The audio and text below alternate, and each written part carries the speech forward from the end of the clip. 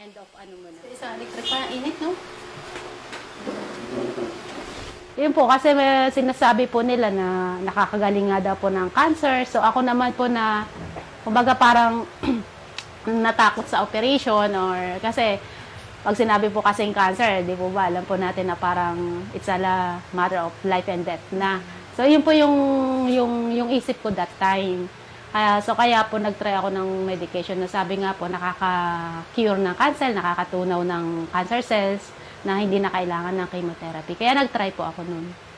Hindi po ako agad nagpa-chemo.